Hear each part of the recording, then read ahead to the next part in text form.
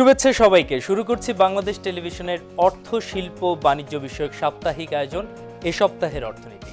আর অনুষ্ঠান জুড়ে আপনাদের সঙ্গে আছে আমি তানভীর এলিন।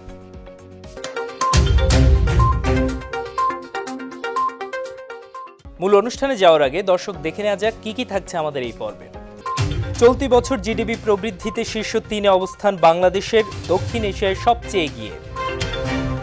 44টি দেশে করোনা ভাইরাসের চিকিৎসায় ব্যবহৃত 5টি ওষুধ রপ্তানি করে বাংলাদেশের আয় $100 মিলিয়ন। আগামী মাসে বাণিজ্যিকভাবে উৎপাদনে আসছে পটুয়াখালী পায়রা তাপবিদ্যুৎ কেন্দ্রের 660 মেগাওয়াট ক্ষমতা সম্পন্ন দ্বিতীয় ইউনিট। এবছর হচ্ছে না আয়কর মেলা, প্রতিটি কর অঞ্চলে নভেম্বর মাস জুড়ে থাকছে নানা কার্যক্রম। এবং থাকছে পুঁজিবাজারের বিশ্লেষণ সহ অর্থনীতির নানা খোঁজ খবর।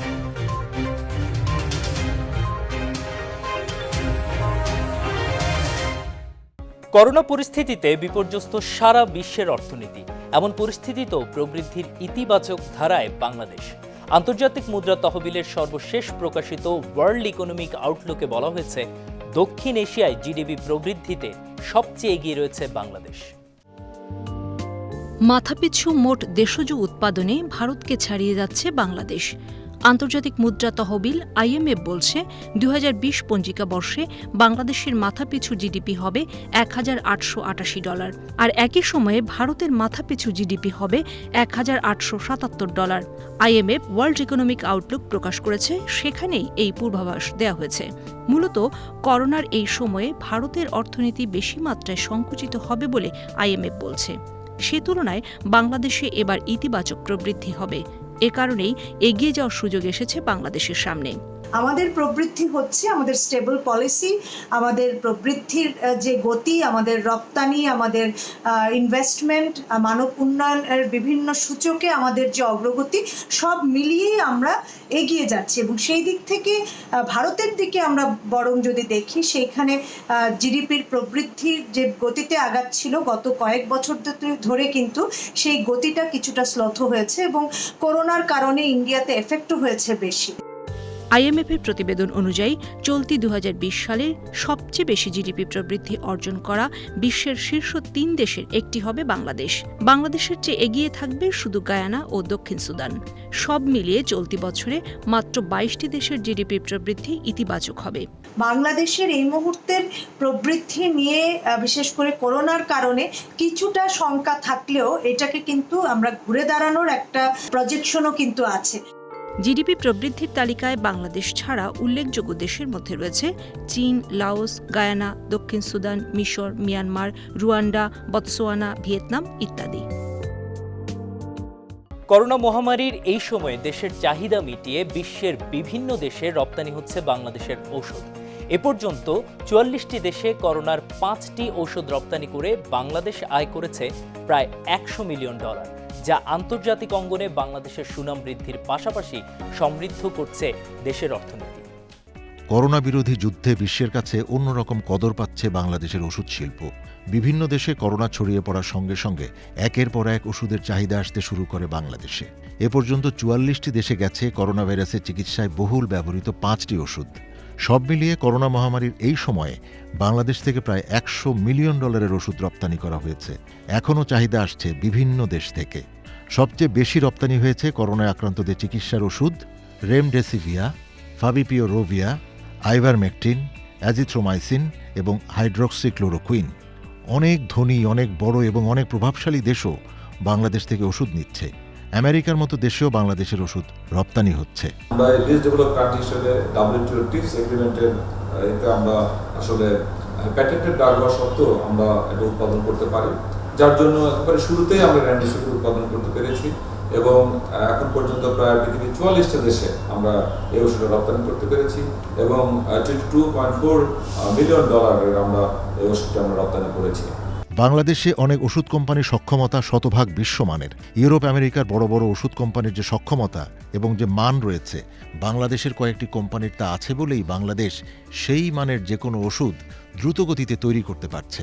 এবার করোনায় যে ওষুধ নিয়ে যখন আলোড়ন উঠেছে, তখনই সবার আগে বাংলাদেশ সেসবের কোনো ওষুধ বিপুল পরিমাণে তৈরি করতে পেরেছে। এটা আমাদের ন্যাশনাল যে গ্রোথ, সেখানে এটা কন্ট্রিবিউট করছে।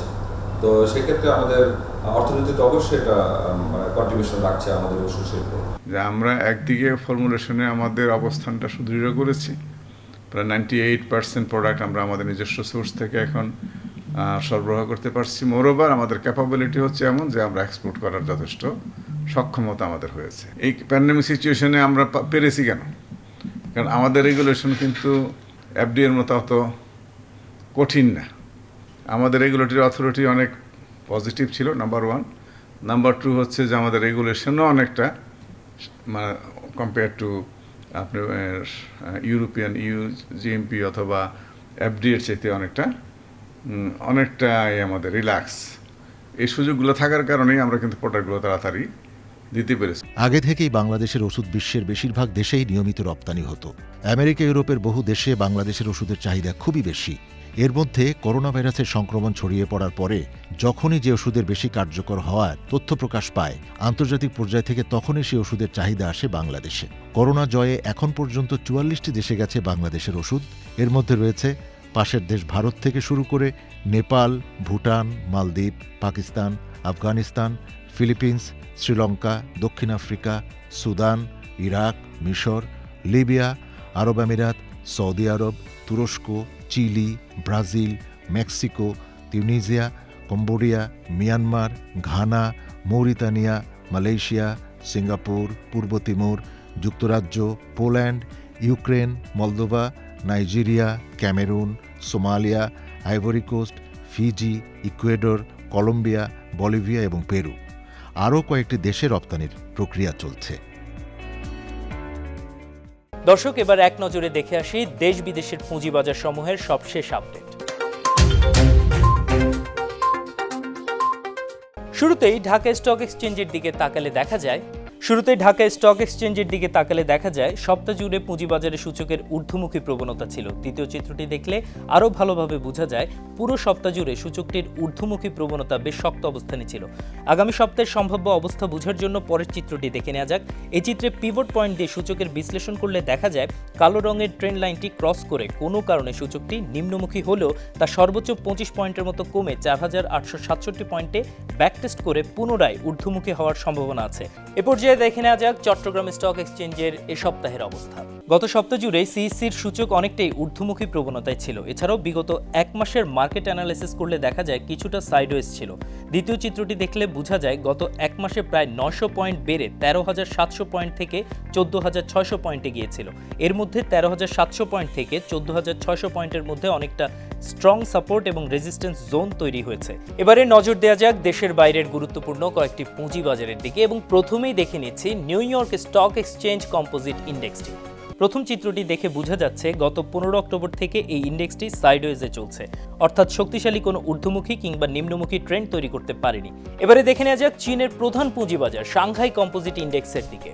এখানেও প্রথম চিত্রটিতে দেখা যাচ্ছে গত সপ্তাহ জুড়ে এই ইন্ডেক্সে কোনো প্রকার আপ ট্রেন্ড কিংবা ডাউন ট্রেন্ড তৈরি হয়নি। এটিও নিউ ইয়র্ক স্টক মার্কেটের মতো সাইডওয়েজ অবস্থায় আছে। এ পর্যায়ে দ্বিতীয় চিত্রটি দেখলে বোঝা যায় 3360 পয়েন্টে সাংহাই কম্পোজিট ইন্ডেক্সটি একটি শক্ত রেজিস্ট্যান্স তৈরি করেছে এবং 3300 পয়েন্টে একটি সাপোর্ট জোন তৈরি করেছিল। দর্শক, এই ছিল এই সপ্তাহের পুঁজিবাজার বিশ্লেষণ। করোনা ভাইরাস মহামারী ওলটপালট করে দিয়েছে বিশ্বের অর্থনীতির চিত্র। বড় ধাক্কা খেয়েছে প্রমোত্তরের ব্যবসা খাত। লোকসান গুনতে গুনতে অনেকেই জাহাজগুলো বিক্রি করে দিয়েছেন ভাঙ্গারির দোকানে। ফলে চাঙ্গা হয়েছে জাহাজ ভাঙা শিল্প।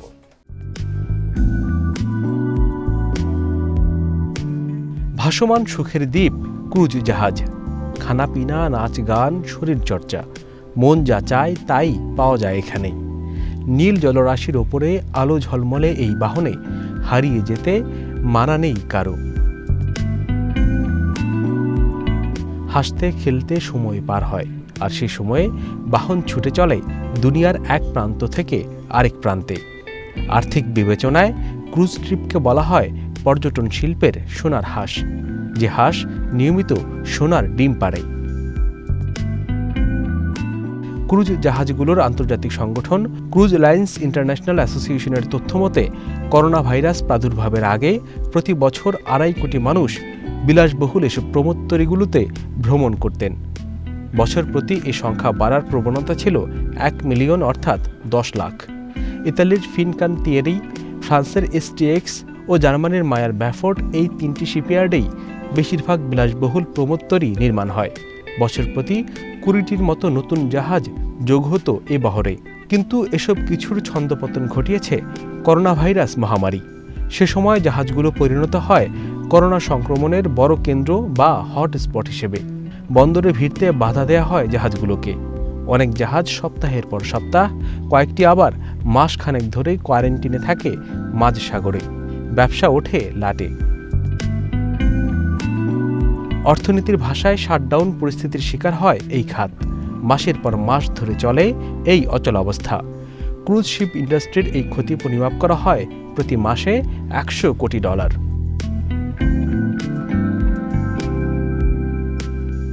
এদিকে তুরস্কের আলিগা শিপইয়ার্ডে এখন কাজের ধুম। ব্যবসা এখানে তুঙ্গে। লোকসান পোষাতে না পেরে অনেকেই জাহাজগুলো বিক্রি করে দিয়েছেন জাহাজ ভাঙা শিল্পে।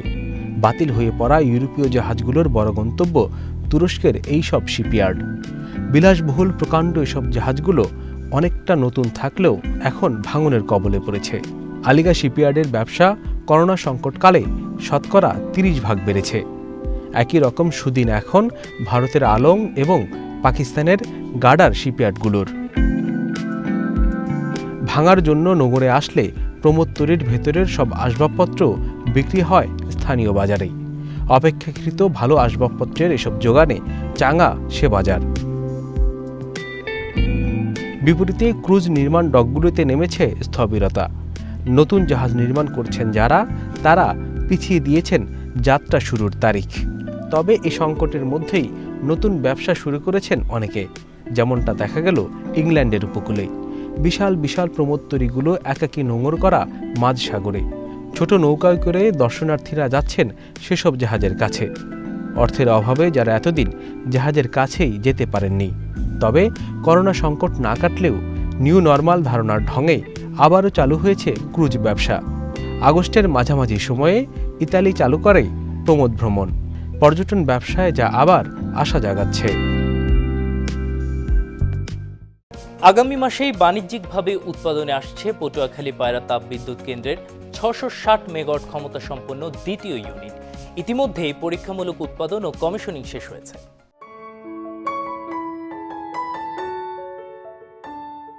পটুয়াখালীর পায়রা তাপবিদ্যুৎ কেন্দ্র সম্প্রতি উৎপাদনে আসা দেশের সর্ববৃহৎ ও সর্বাধুনিক বিদ্যুৎ কেন্দ্র এটি। 660 মেগাওয়াট করে 2টি ইউনিট মিলে এই বিদ্যুৎ কেন্দ্রের মোট উৎপাদন ক্ষমতা 1320 মেগাওয়াট। করোনা মহামারীর মধ্যেও গত 15 মে থেকে প্রথম ইউনিটের বাণিজ্যিক উৎপাদন শুরু হয়, আর গত 26 আগস্ট থেকে শুরু হয়েছে দ্বিতীয় ইউনিটের পরীক্ষামূলক উৎপাদন। বাংলাদেশ এবং চীনের যৌথ উদ্যোগে পটুয়াখালী জেলার কলাপাড়ার ধানখালী ইউনিয়নে দেশের সবচেয়ে বড় কয়লাভিত্তিক এই বিদ্যুৎ কেন্দ্র নির্মাণের কাজ শুরু হয় 2016 সালে।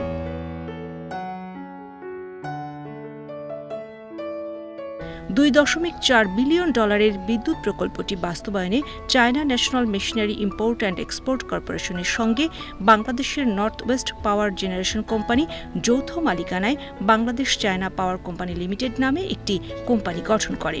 এতে উভয় দেশ সমপরিমাণ অর্থ বিনিয়োগ করছে। আমাদের প্রথম ইউনিট বাণিজ্যিকভাবে উৎপাদন শুরু করেছি, আর সেকেন্ড ইউনিট সেটাও কমিশনিং হয়েছে এবং পূর্ণ ক্ষমতায় উৎপাদন শুরু করেছে। তো বাণিজ্যিকভাবে উৎপাদন শুরু করবে আগামী মাসের প্রথম সপ্তাহে সিওডি হওয়ার পরে। তো ইতিমধ্যে সেকেন্ড ইউনিটের সিওডি করার জন্য যাবতীয় যে টেস্টিং কমিশনিংয়ের কাজ, এটা প্রায় 80% কাজ শেষ হয়ে গেছে। আশা করি ফার্স্ট উইকে সিওডি সম্পূর্ণ করে আমরা বাণিজ্যিক উৎপাদনে যাব।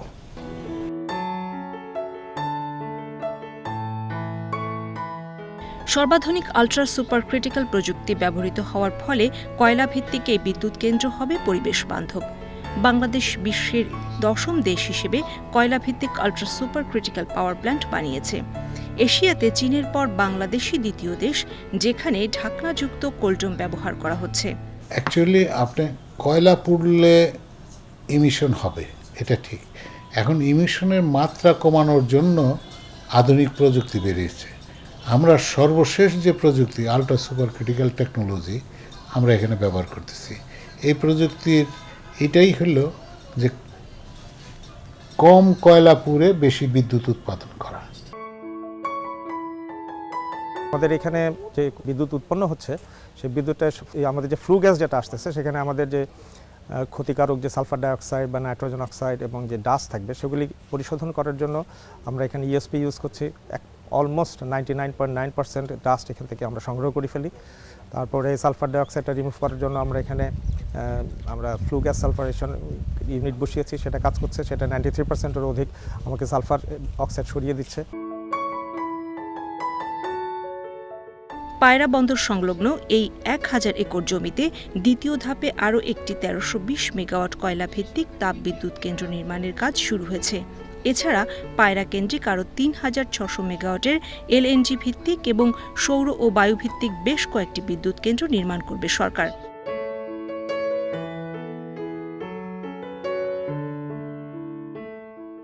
পটুয়াখালীতে সরকারের বিদ্যুৎ উৎপাদনের পরিকল্পনা বাস্তবায়ন হলে দেশের ক্রমবর্ধমান বিদ্যুতের চাহিদা পূরণে এটি হবে একটি মাইলফলক।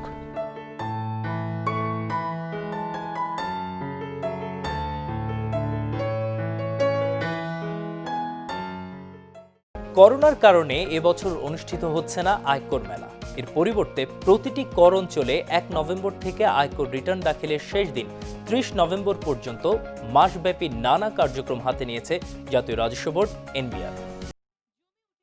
2010 সাল থেকে প্রতি বছর উৎসবমুখর পরিবেশে আয়কর মেলা অনুষ্ঠিত হয়ে থাকে। আয়কর মেলার মধ্য দিয়ে ধারাবাহিকভাবে সাফল্যের ধারা অব্যাহত আছে। কিন্তু করোনা ভাইরাসের প্রাদুর্ভাবে এবছর কেন্দ্রীয়ভাবে আয়কর মেলা অনুষ্ঠিত হচ্ছে না।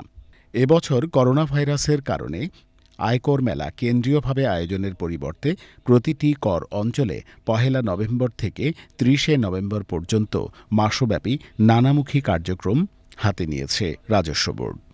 করদাতাদের 2020-21 কর বর্ষের আয়কর রিটার্ন দাখিল ও কর সেবা প্রাপ্তি সহজীকরণের লক্ষ্যে সকল সেবাই প্রদান করা হবে। রিটার্ন দাখিলের পর তাৎক্ষণিকভাবে করদাতাকে প্রাপ্তি স্বীকারপত্র প্রদান, কর অঞ্চলের তথ্য সেবা কেন্দ্র কার্যকর করা এবং এর মাধ্যমে করদাতাদের প্রয়োজনীয় তথ্য প্রদান করা, কর তথ্য সেবা কেন্দ্রে করদাতাদের জন্য প্রয়োজনীয় আয়কর রিটার্ন ফর্ম, চালান ফর্ম, সিটিজেন চার্টার ইত্যাদি সংরক্ষণের পাশাপাশি অফিস চলাকালীন তথ্য সেবা কেন্দ্রে প্রয়োজনীয় জনবল 2 শিফটে কার্যক্রম পরিচালনা করবে। এবার মহামারী করোনার কারণে আমরা আয়কর মেলাটা প্রতিবারের মতো কেন্দ্রীয়ভাবে করছি না। স্বাভাবিকভাবেই করার সুযোগ নাই বলেই করছি না। প্রতি বছর আয়কর মেলাটা একটা করদাতাদের জন্য একটা উৎসবের মতো একটি বিষয় ছিল। সম্পূর্ণ কেন্দ্রীয় আয়কর মেলার আমেজ না হলেও সার্কেলগুলোতে আয়কর মেলার মতো একটা পরিবেশ তৈরি করতে চাচ্ছি। পরিবেশ অর্থাৎ সেবা দেওয়ার পরিবেশ। পরিবেশ মানে এই নয় যে জনসমাগমের পরিবেশ। কর তথ্য সেবা কেন্দ্রে ইটিআইএন রেজিস্ট্রেশন ও রেজিস্ট্রেশন প্রদানের ব্যবস্থা থাকবে।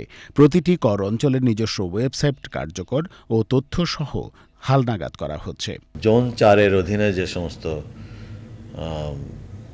করদাতা আছেন তারা চাইলে নিজেরা মোবাইল থেকে বা কম্পিউটার থেকে চালান জেনারেট করতে পারবেন। তার ব্যাংক থেকে সরাসরি টাকাটা বাংলাদেশের ট্রেজারিতে যাবে এবং চালান জেনারেট করবে। সেই চালানটা প্রিন্ট আউট নিয়ে তিনি জমা দিতে পারবেন। কর অঞ্চলের সকল করদাতাকে খুদে বার্তা, ইমেইল ও অন্যান্য মাধ্যমে যথাসময়ে আয়কর রিটার্ন দাখিলের বাধ্যবাধকতার বিষয়টি অবহিত করা হবে। সরকার কর্তৃক বিভিন্ন সময়ে জারিকৃত স্বাস্থ্যবিধিসমূহ যথাযথভাবে পালনপূর্বক করদাতাগণকে প্রয়োজনীয় সেবা প্রদান করতে জাতীয় রাজস্ব বোর্ড অঙ্গীকারাবদ্ধ। দর্শক, এবার দেখে আসি এই সপ্তাহের বৈদেশিক মুদ্রার বিনিময় হার ও স্বর্ণবাজার।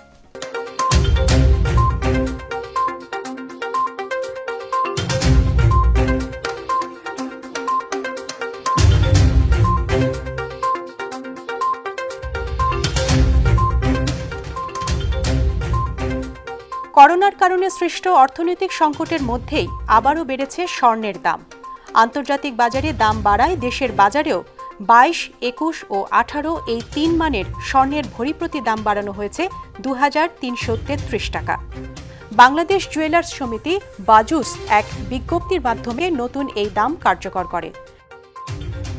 নতুন দাম অনুযায়ী সবচেয়ে ভালো মানের অর্থাৎ 22 ক্যারেটের প্রতি ভরি স্বর্ণের দাম 2333 টাকা থেকে বাড়িয়ে নির্ধারণ করা হয়েছে 76,341 টাকা। 21 ক্যারেটের প্রতি ভরি স্বর্ণ কিনতে হবে 73,192 টাকায়, আর 18 ক্যারেটের স্বর্ণ প্রতি ভরি কিনতে লাগবে 64,444 টাকা। এছাড়া সনাতন পদ্ধতির প্রতি ভরি স্বর্ণ কিনতে হবে 54,121 টাকায়। আমাদের সবশেষ আয়োজন অর্থনীতির খোঁজ খবর, আর তা দেখার আগে বিদায় নিচ্ছে আমি তানভীর এলি। দেখা হবে আগামী পর্বে অর্থনীতির নানা আয়োজন নিয়ে। সবাই সুস্থ ও নিরাপদে থাকুন, আর করোনা ভাইরাস থেকে বাঁচতে স্বাস্থ্যবিধি মেনে চলুন। মাত্র 6 দিনের ব্যবধানে পদ্মা সেতুতে বসেছে 34তম স্প্যান। মাওয়া প্রান্তের 7 ও 8 নম্বর খুঁটির উপর স্প্যানটি স্থাপন করায় দৃশ্যমান হল সেতুর 5100 মিটার। গত 19 অক্টোবর স্থাপন করা হয়েছিল 33তম স্প্যান। 6150 মিটার দৈর্ঘ্যের পদ্মা সেতুতে মোট 41টি স্প্যান বসানো হবে। বাকি 7টি স্প্যান এবছর ডিসেম্বরের মধ্যে বসানো হবে বলে জানিয়েছেন পদ্মা সেতুর নির্বাহী প্রকৌশলী।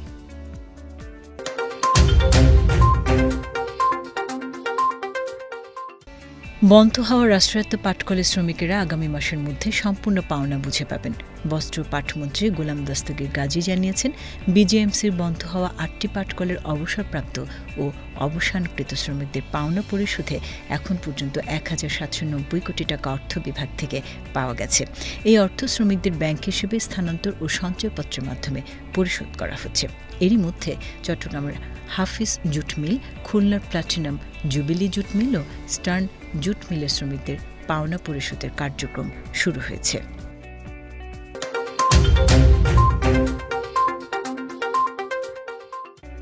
ভারতে পণ্য রপ্তানির ক্ষেত্রে যেসব জটিলতা রয়েছে তা উভয় দেশের মধ্যে আলোচনার মাধ্যমে সমাধান করে রপ্তানি বৃদ্ধি করা হবে বলে জানিয়েছেন বাণিজ্যমন্ত্রী টিপু মুন্সি।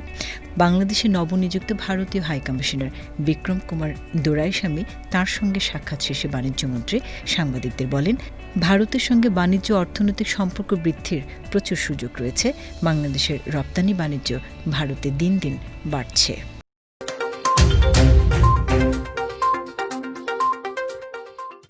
রাজধানীতে ব্যাংক ও অন্যান্য আর্থিক প্রতিষ্ঠানের সাইবার নিরাপত্তা নিশ্চিতকরণ বিষয়ক এক সেমিনার অনুষ্ঠিত হয়েছে। সেমিনারে বক্তারা সাইবার আক্রমণ থেকে নিজেদের প্রতিষ্ঠান রক্ষায় বাংলাদেশ ব্যাংকের পরামর্শ অনুযায়ী ব্যবস্থা গ্রহণের আহ্বান জানান।